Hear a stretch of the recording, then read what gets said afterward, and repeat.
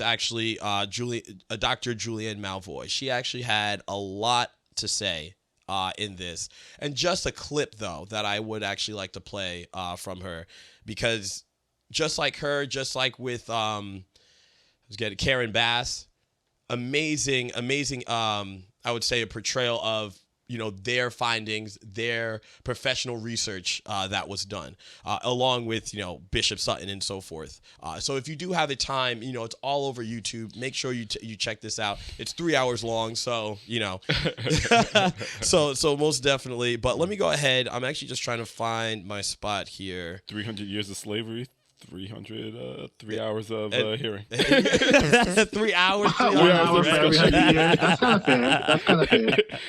Yeah, you got to sit through this. We can't do 300 hours, but we're going to do 3 hours. We got to condense it. We're going to break it down in 5-minute clips. A minute for every year. Yeah. Yeah. All right, I'm going to play this clip from Dr. Julianne Malveaux. Continental U.S. land was distributed to recent immigrants from Europe, but not black folks. So the 40 acres and a mule was given to somebody else, not us. These folks were able not only to get land, but then to get grants from the federal government to develop their land. Meanwhile, African American people were denied the right to these wealth transfers. Secondly, we were denied the right to accumulate. The paper that I mentioned talks about how our accumulation was essentially stymied by lynching.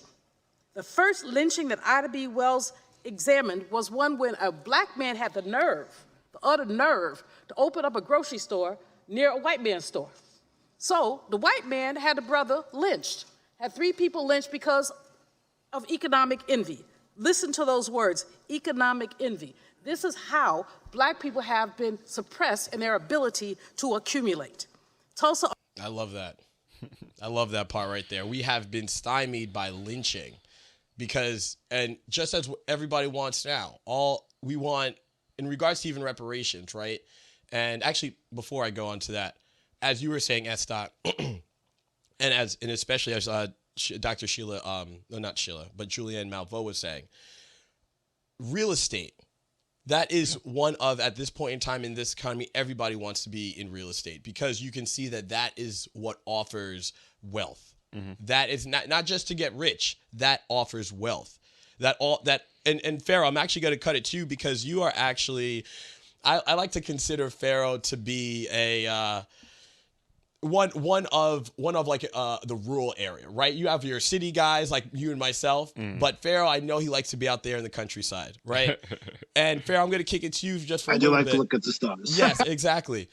But just on that topic right there about real estate, and Esther, you were saying that it has been taken from us, from Reconstruction and so forth. Mm-hmm. Fair, I want you to just share a little bit of your opinion on us on that land being taken from us, and then how that actually has catastrophic effects as we even see now. So technically, we're in the wrong time period. Black people actually wound up becoming the second wealthiest people in the world, but like the 1950s, 1960s era.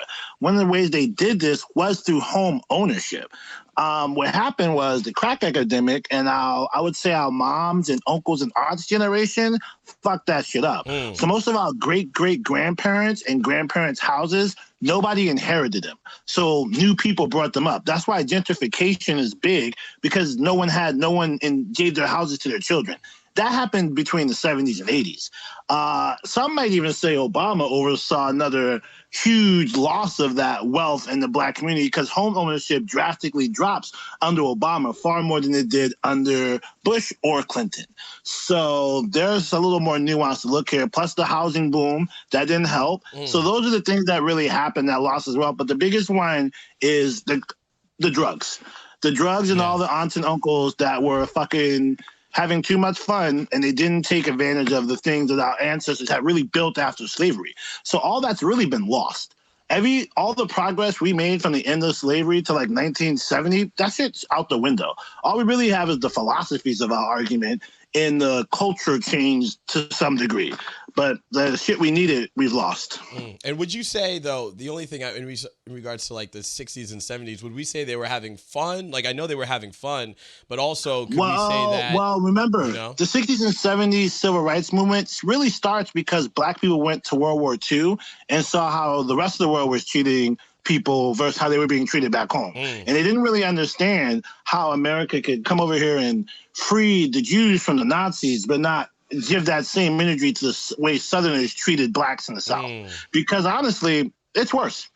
I don't care what nobody says. The Jews had that little moment with Hitler for a short amount of time, to be honest with you.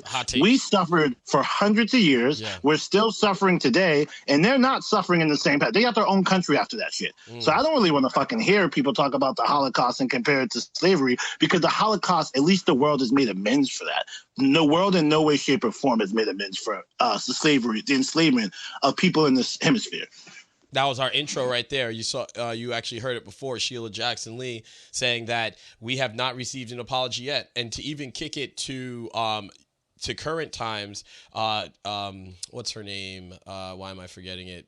When They See Us, Oprah just had her. Who was the you know what I'm talking about? The director. Yes. Ava DuVernay. Yeah. Thank you. Sorry, Ava. Thank you. I love you, Ava DuVernay. I really do.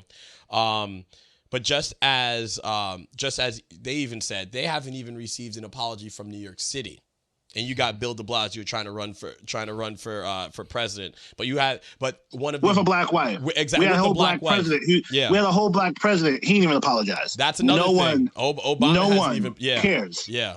So fuck Obama.